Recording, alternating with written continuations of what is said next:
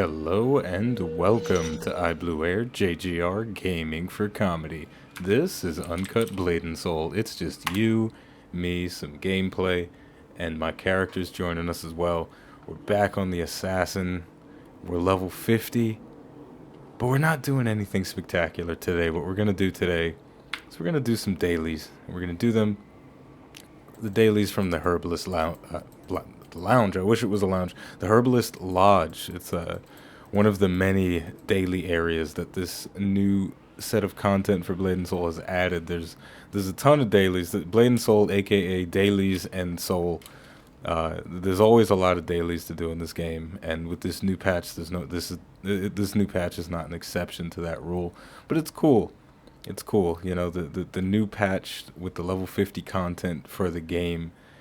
It's definitely evolved and changed the game in positive ways, and some pretty interesting ways. There's a lot, but the interesting thing though is that there isn't more stuff to do than there was before, and I guess that's kind of an interesting point.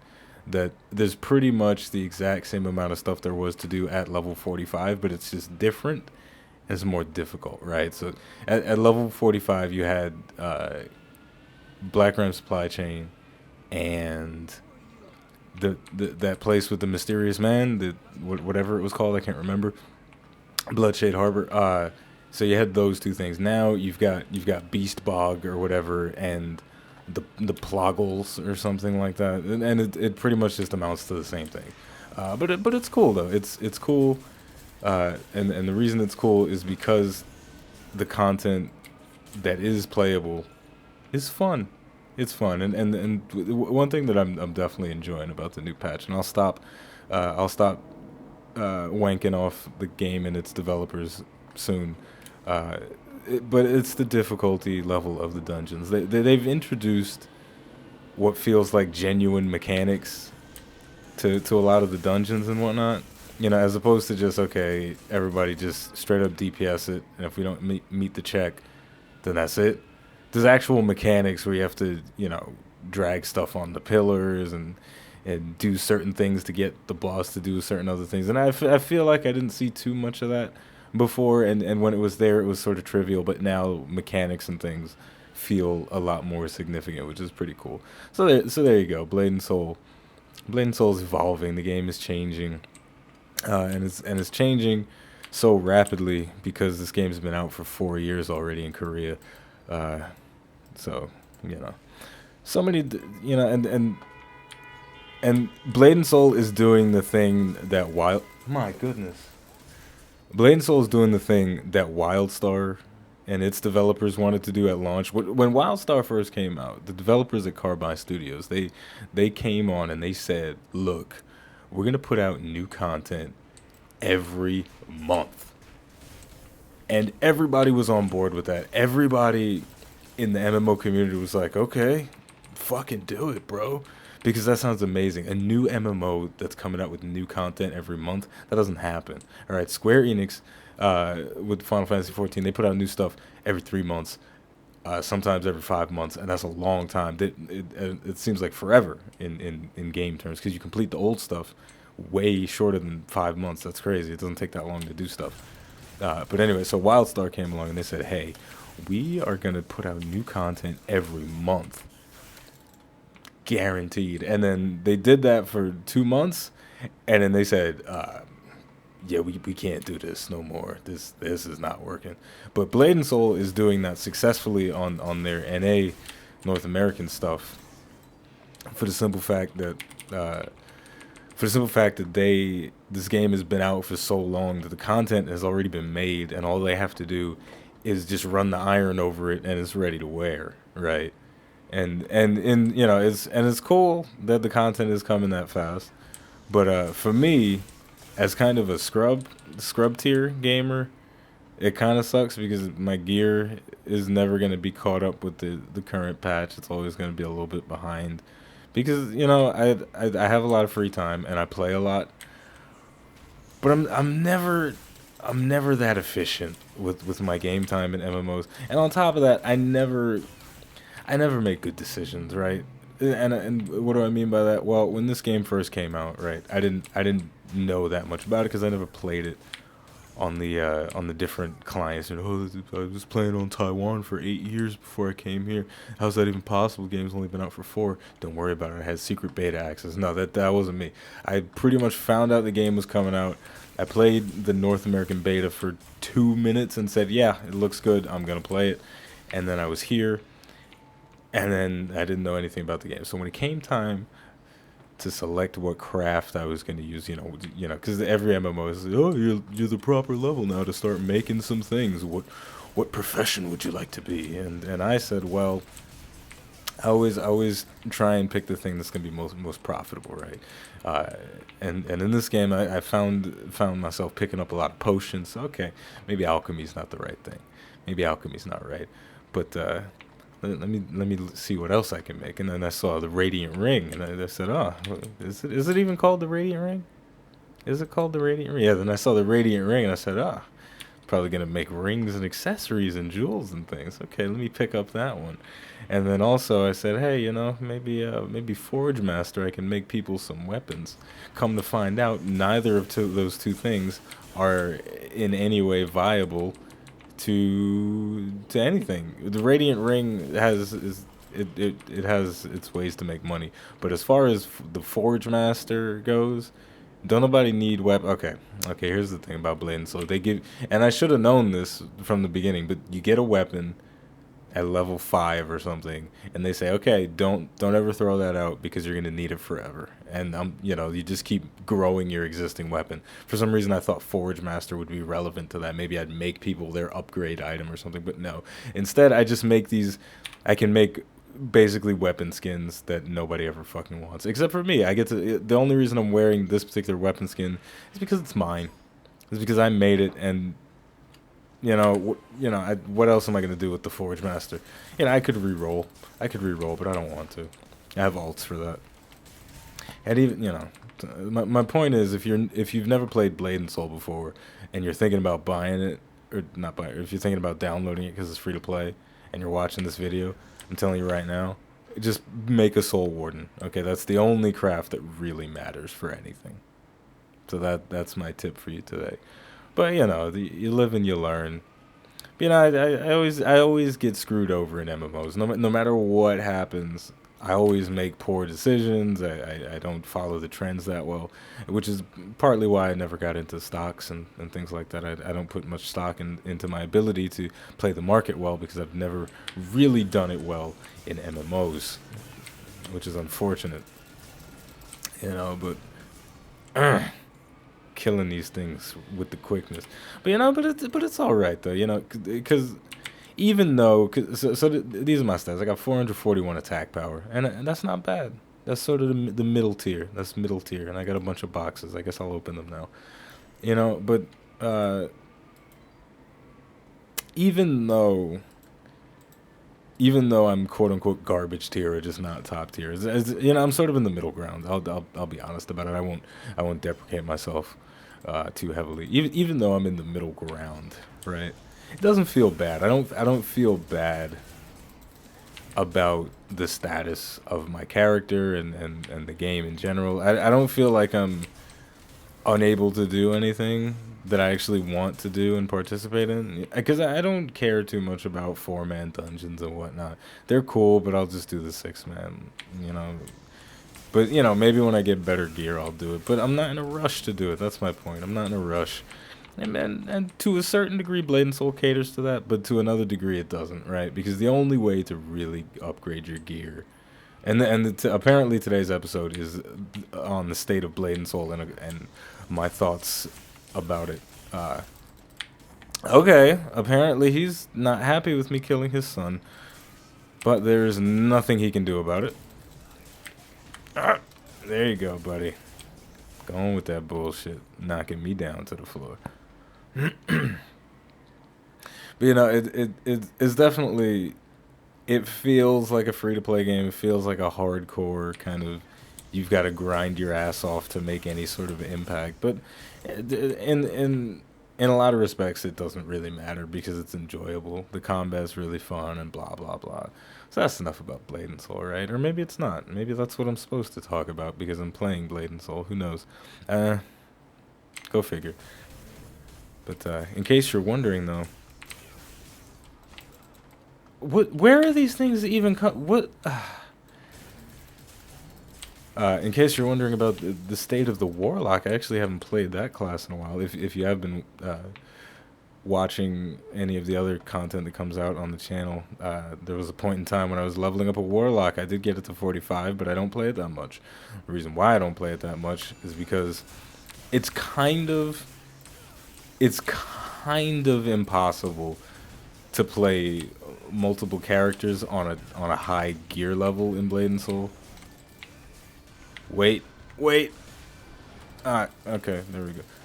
Yeah, it's kind of impossible to play multiple characters on a high level of gear in Blade and Soul, just because of the amount of stuff it requires in order to update your gear. Because after there's this gear, if you've never played Blade and Soul before, there's a certain gear level for your weapon called the True Profane weapon, right? And it sounds really cool, but it's not. It's garbage at this stage in the game. So once you get past True Profane on your weapon, then it starts taking an exorbitant amount of money. Exorbitant, is that a word? Tell me if that's a word, please, in the comments. Exorbitant, exuberant, I don't know, but it starts taking a ridiculous amount of money to upgrade your items, and doing that on multiple characters gets ridiculous really fast. So for now, I'm just kind of doing the assassin thing, so that maybe at some point, if they do another content patch with some new stuff, with some new dungeons and whatnot, then I'll be able to just jump right into it with top tier gear ready for the new content, no worries, and then I'll be able to start doing more guides and whatnot for the other stuff. Because as of right now, I can't. I feel like I can't do genuine guides on the higher tier content because I can never get groups. Because that's another thing, right? If people, here's the thing, right? The people in each MMO creates a different community and it attracts a different community, right? Blade and Soul attracts the hardcore min-max community like no game I've ever seen before. I mean, the people that are in Blade and Soul are so concerned with just mass speed, and this is true for MMOs in general, but with Blade and Soul it just feels way more prevalent. But just this obsession with speed and just instant clears and just super fast efficiency, it's really gross. It's really gross. I mean, I'm telling you, it can be so difficult to get a dungeon group in the cross server dungeon finder in this game sometimes for the higher tier content, because people will join your group and then if somebody even sneezes the wrong way, then just no, I'm leaving. Just people instant leave, or if you wipe one time on a boss, just people just fucking leave. And that's part of my language, but that shit gets on my fucking nerves. When people leave in a dungeon after a single wipe, if you leave a dungeon after a single wipe, then you should be banned from the game. I don't care. You should be banned if you rage quit from a dungeon after one wipe. Especially if the content is difficult, because first of all, it's freaking rude. It's freaking rude. Okay, it's rude. You wipe one time, it's like, oh, we can't do it. Just bye. Why? It's a game. Can we work together? Can we be humans for a second and work together to complete a common goal? But no, it's just this instant leave mentality, and it's just it's so gross. It's so gross. And and that mentality is prevalent in other games. Sure, Final Fantasy 14, you got the looking for geared and experienced players, and that's fine. There's nothing wrong with that, because sometimes you just don't want to deal with teaching people. Not everybody wants to be a teacher.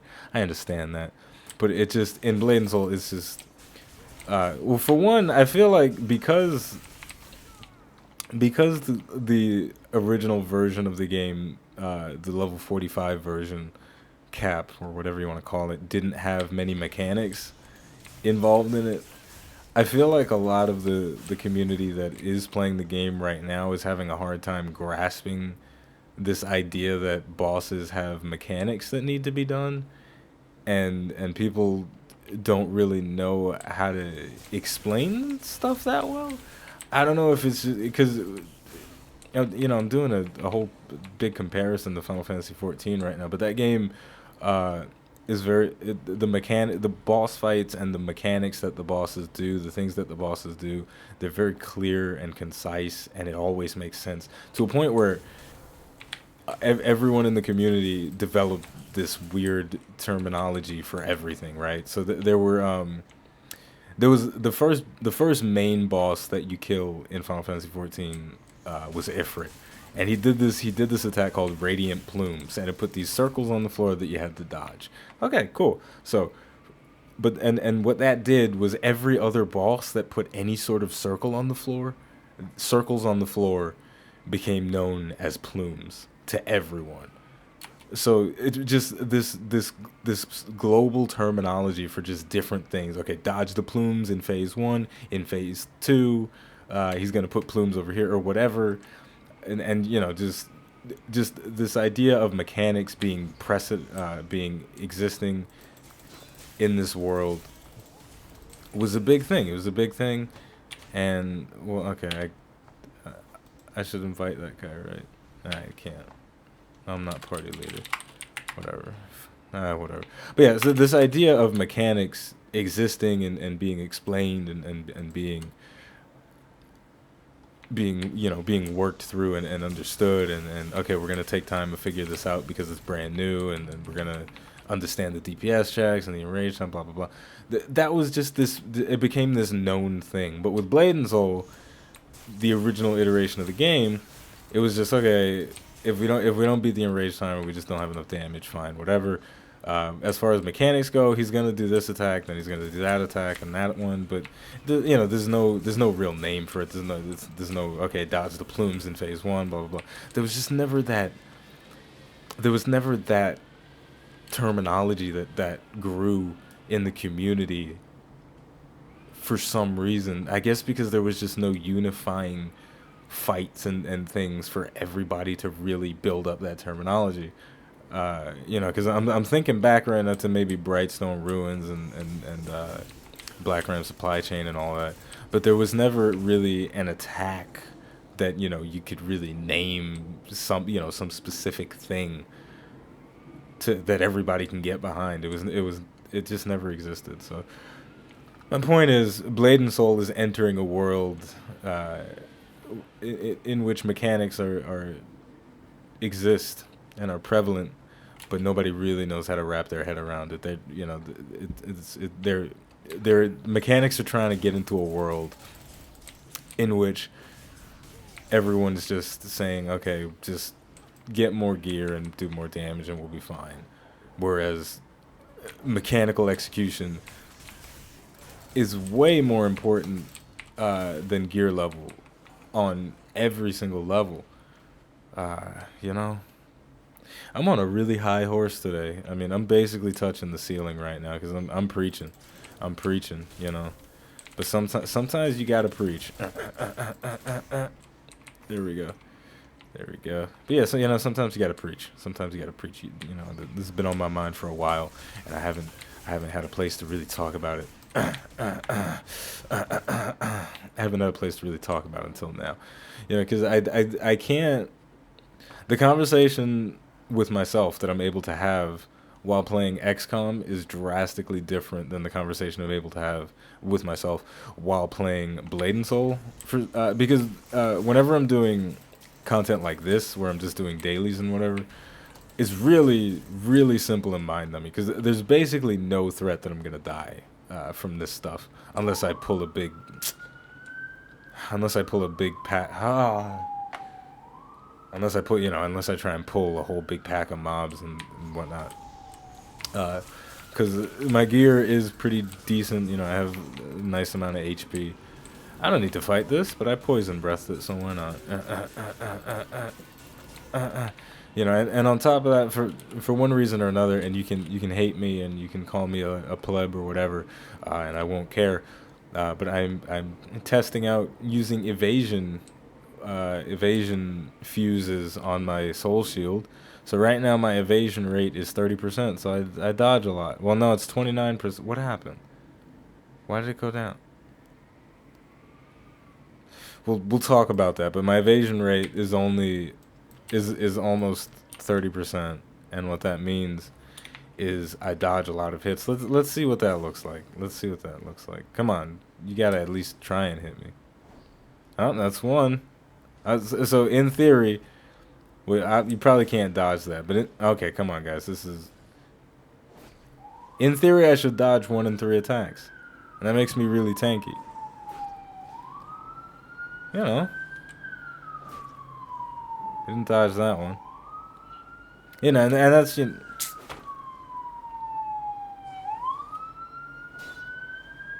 Oh, I blocked it. But you know, Blade Soul it's a combat MMO, and you can dodge stuff by moving out the way. But it does have those traditional MMO stats. And why am I not dodging more? It's 30%. Come on, RNG is stupid. Come on, guys, seriously. Seriously, am I really not gonna dodge one more time? Just completely trying to shit all over my point. Thank you. I evaded one more attack there. Okay. Come on. Come on. Come on. Come on. Can we not do this?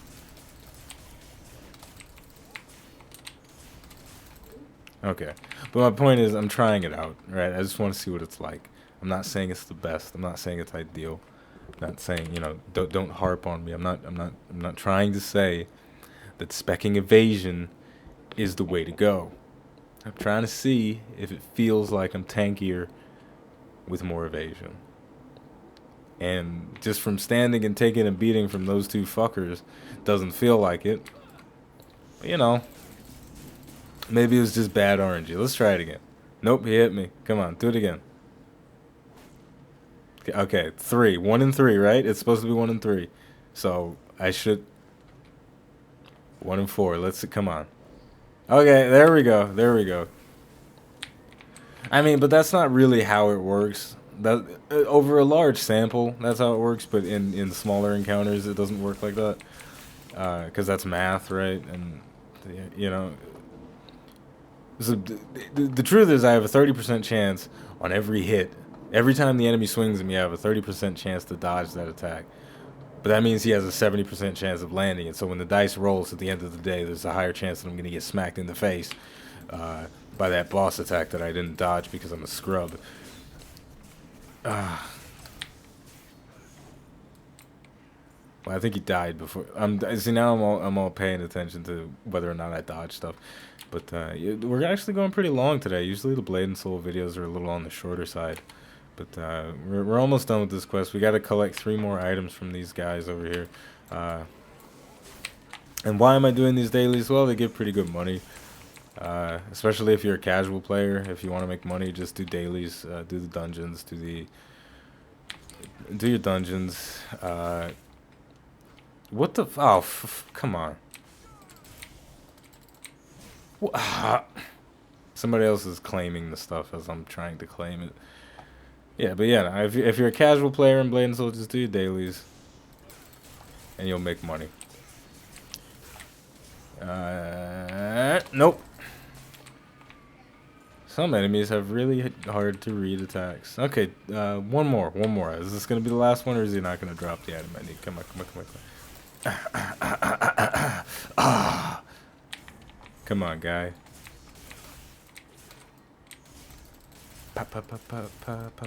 Okay, there we go. Success. So we completed all the dailies. We may as well turn it in. Must select reward. That's fine. Okay, boom. That's reward number 1. Why am I taking the stones? I have no idea. I really don't. I could take the keys, but I have 100 of them. That feels like enough. There's actually another daily up there. Fine, I'll do it. Actually, I wasn't going to do it, but I'll do it. Because why not? we're having a nice conversation. We're having a nice chat about Blade and Soul and mechanics. What were we talking about before? Evasion, right? That's the thing about evasion tanking. That's another. That's a whole debate that you can get into. Is evasion tanking ever practical? And the truthful answer is no. Evasion tanking is never good because of the RNG element. Because as you just saw, in theory, you could go. This is theoretically, no, that's not the right word. But it's technically speaking, I could never dodge an attack again, with the RNG evasion. I could just never dodge an attack ever again, because that's how RNG works. But that's not likely to happen. But that could happen, which means less RNG oriented tanking, like stacking defense or whatever, is always more practical, because on the times you do get hit, you get hit for less, as opposed to taking a chance on getting hit for nothing. You know, the two sort of work hand in hand. So if you really want to be a tank, you want to have a mix of both the evasion mitigation and just pure defense. But you know, if you're but just one type, but if you had to choose just one, evasion is not the one you should choose, for the simple fact that RNG is stupid. Ooh, the big guys here. Breathing poison on him. Ah, there's another one. Look at that. There we go. Now it's getting intense. Ain't got time for that. Ain't got time for you. I'm just gonna go to the side. That's what I'm talking about. Okay, but yeah, so does that mean I'm gonna switch? It's a defense on my melds or on my fuses or whatever the hell it's called. That's another thing where there's no real terminology for anything. It's technically called fusing when you upgrade a soul shield. When you go to manage and when you combine it with another soul shield, it's technically called fusing. But oh no, yeah, but it's not really a thing. It's, you know, it sort of exists in a vacuum, whereas in Final Fantasy XIV there were so many things that existed as part of a community instead of as a vacuum, which is just it's just interesting. That is definitely something that I miss from Final Fantasy XIV, is that it was definitely, there was a shared experience server wide where there was just this mutual talk that sort of happened between everyone. That it happens to a certain extent with faction dailies and things. You know, hey, Bailey spawning, Bailey's coming, Bailey returning, Channel 7, Channel 7, mysterious man come, Channel 5, join me. You know, all shit like that is fine. But I for some reason I feel like there was more of a shared experience with Final Fantasy that I missed from that game. And will I ever go back to Final Fantasy XIV? When they come out with skill trees, that's when I'll go back. But anyway, we have finished the dailies now, so and I don't know why I'm still icy. Something's going terribly wrong. Something's going terribly wrong, and I don't know how to fix it. But thank you for watching iBluAirJgR Gaming for Comedy. I hope you enjoyed it, because I enjoyed making it. I enjoyed talking to you. If you have any opinions about any of the stuff that I've rambled about today, then, you know, talk about it in the comments. Let's start a dialogue here. Let's have a conversation. I respond as much as possible to the things in the comments. But anyway, thank you for watching iBluAirJgR Gaming for Comedy. I will see you next time.